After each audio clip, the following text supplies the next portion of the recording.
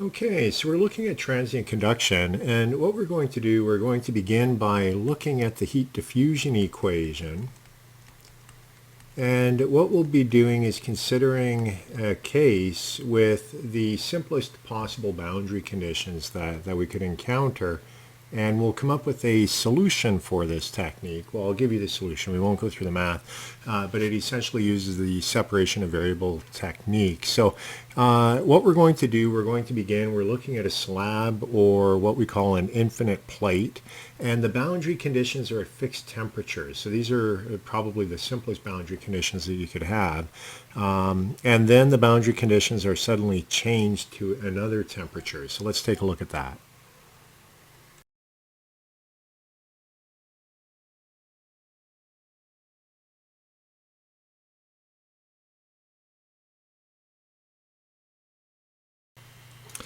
Okay, so there is the problem statement that we have. What we have is an infinite plate, and when we say infinite plate in heat transfer, we're not assuming that it's infinite thickness. What we're doing is we're assuming that the plate goes in this direction and that direction to infinity, and into and out of the plane of the screen going towards infinity.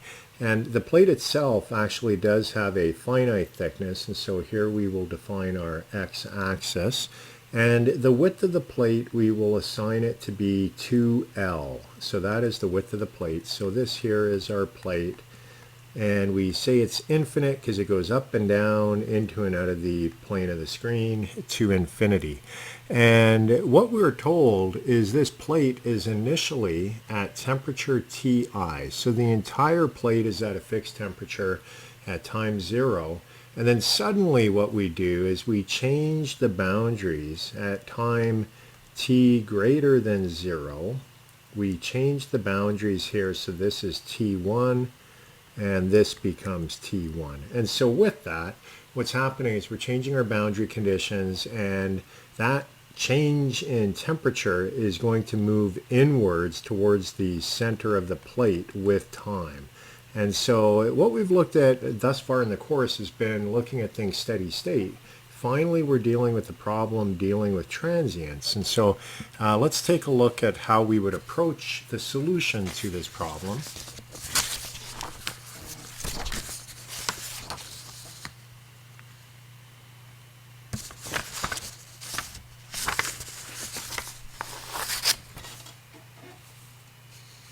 Now what we're going to do for the solution, we're going to begin with the heat diffusion equation. Okay, so we've worked with this equation quite a few times already in the course, and what we can say off the bat, looking back at our schematic here, x is one of the variables and time t is another one. So let's look at the heat diffusion. So this term and this term go away because we said that they go to infinity, into and out of the screen and up and down. And so there's no change in those directions, and there's no internal generation in this problem. So consequently that is neglected. And what we're left with, for the first time, we get to keep this term on the right-hand side. We've always neglected that thus far, but we're dealing with transient conduction, and consequently that is going to remain. So what we can do, we can rewrite the heat diffusion equation, and it is then recast to look something like this.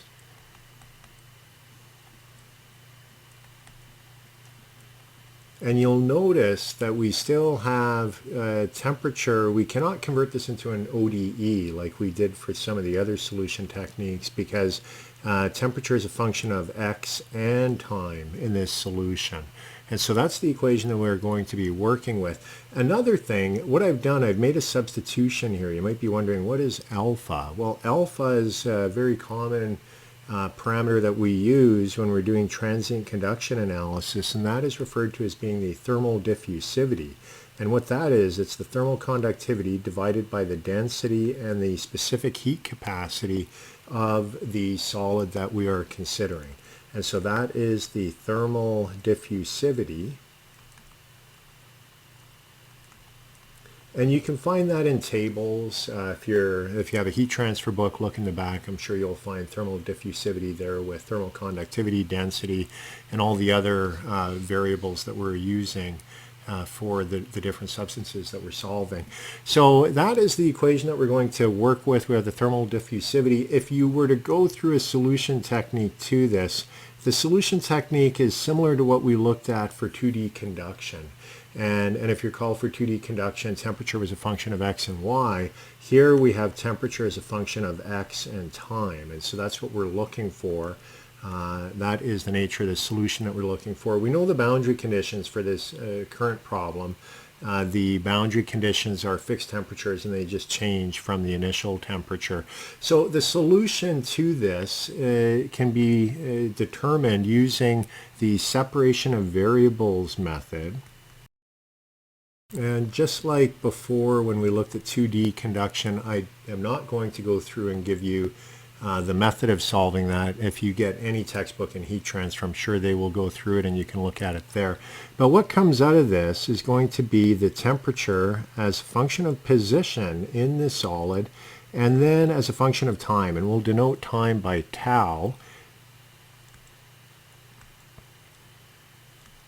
And so I'll write out the rest of the solution.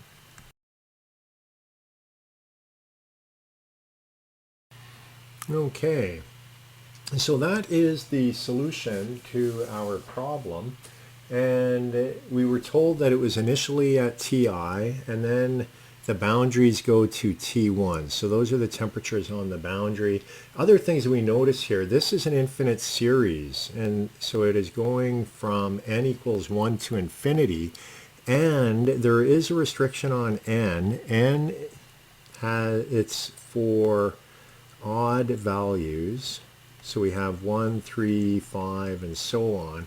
So we only use every second value of n in that infinite series. So very similar to what we saw earlier when we looked at 2D conduction analysis and we looked at the square plate with different boundary conditions. So what I'm going to do now, I'm going to show you the solution to this equation, and I'm going to come up with the solution for different numbers of terms in the series. So we're going to look at a solution with one term.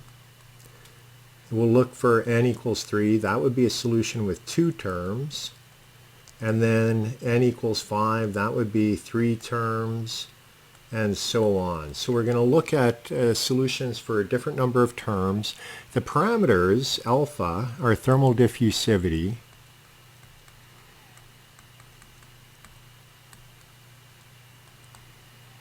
L, I'm going to set equal to 2, and that is going to be in meters.